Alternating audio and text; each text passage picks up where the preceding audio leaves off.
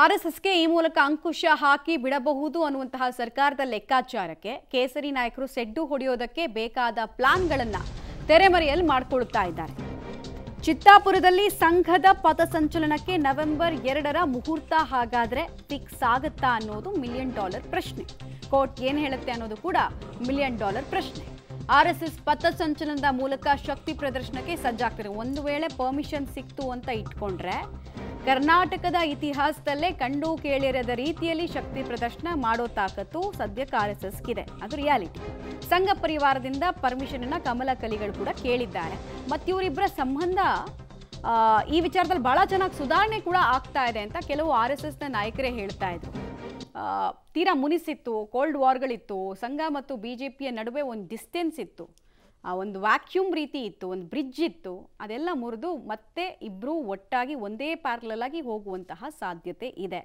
Top ನಾಯಕರು ಕೂಡ ನಾವು ಬರ್ತೀವಿ, ಆರ್ಎಸ್ಎಸ್ ಪರೇಡಲ್ಲಿ ಪಾಲ್ಗೊಳ್ತೀವಿ ಅಂತ ಹೇಳಿ ಆಸಕ್ತಿಯನ್ನು ತೋರಿಸಿದ್ದಾರಂತೆ. ಇದೇ ಕಾರಣಕ್ಕೆ ನಾವು ಹೇಳ್ತಾ ಇದ್ವಿ. ಆಮೇಲೆ ಪ್ರವಾಹದ ವಿರುದ್ಧ ನೀವು ಈಜೋದಕ್ಕೆ ಹೊರಟಿದ್ದೀರಿ ಅಂತ ಸರ್ಕಾರಕ್ಕೆ ಒಂದು ಸಂದೇಶ ಕೂಡ ಕೊಡಬೇಕು.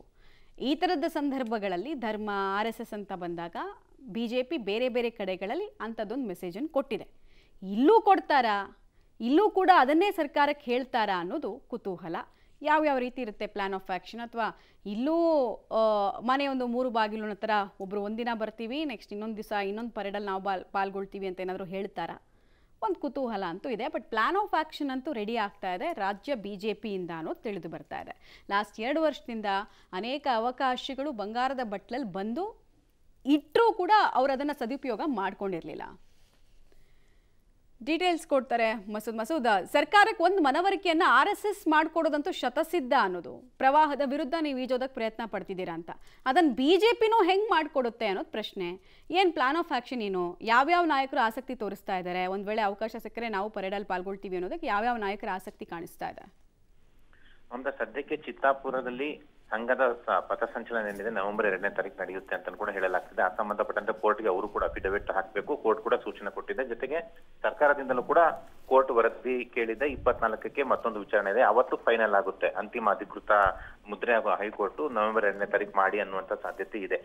ನವೆಂಬರ್ 2ನೇ ತಾರೀಕು ಸಂಘದ ಪಥಸಂಚಲನ ಮಾಡೋದಾದ್ರೆ ಆ ಒಂದು ದಿನ ದೊಡ್ಡ ಮಟ್ಟದಲ್ಲಿ ಒಂದು ರೀತಿಯಲ್ಲಿ ಬಲ ಪ್ರದರ್ಶನ ಮಾಡಬೇಕು, ಸರ್ಕಾರಕ್ಕೆ ಕೌಂಟರ್ ಕೊಡಬೇಕು ಅನ್ನುವಂತ ತಯಾರಿಯನ್ನು ಕೂಡ ಬಿಜೆಪಿ ನಾಯಕರು ಮಾಡ್ಕೊಂಡಿದ್ದಾರೆ. ಆದ್ರೆ ಪ್ರಕರಣ ಹೈಕೋರ್ಟ್ ಅಲ್ಲಿ ಇರೋ ಹಿನ್ನೆಲೆಯಲ್ಲಿ ಜೊತೆಗೆ ಸಂಘ ಪರಿವಾರದವರು ರಾಜ್ಯ ಬಿಜೆಪಿ ನಾಯಕರಿಗೆ ಆ ಒಂದು ಪಥಸಂಚಲನದಲ್ಲಿ ಪಾಲ್ಗೊಳ್ಳೋದಕ್ಕೆ ಅವಕಾಶ ಕೊಡ್ತಾರಾ ಕೊಡಲ್ವಾ ಅನ್ನುವಂಥದ್ದು ಕೂಡ ನೋಡ್ಬೇಕಾಗುತ್ತೆ.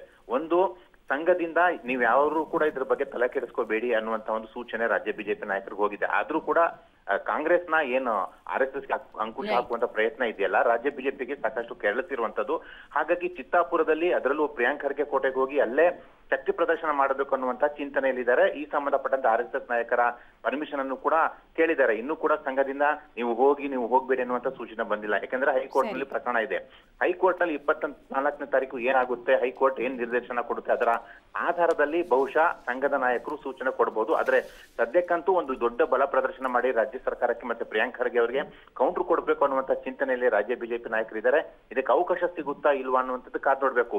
ಒಂದ್ ವೇಳೆ ರಾಜ್ಯ ಬಿಜೆಪಿ ನಾಯಕರು ಪಾಲ್ಗೊಳ್ಳಲಿದ್ರು ಕೂಡ ಅಲ್ಲಿನ ಬಿಜೆಪಿಯ ಸ್ಥಳೀಯ ಕಾರ್ಯಕರ್ತರು ದೊಡ್ಡ ಸಂಖ್ಯೆಯಲ್ಲಿ ಪಾಲ್ಗೊಂಡು ಒಂದ್ ರೀತಿಯಲ್ಲಿ ಕೌಂಟರ್ ಕೊಡಬೇಕು ಅನ್ನುವಂತ ತಯಾರಿ ಕೂಡ ಮಾಡ್ಕೊಳ್ತಾ ಇದ್ದಾರೆ. ಒಟ್ಟಾರೆಯಾಗಿ 24ನೇ ತಾರೀಕು ಸ್ಪಷ್ಟತೆ ಗೊತ್ತಾಗುತ್ತೆ.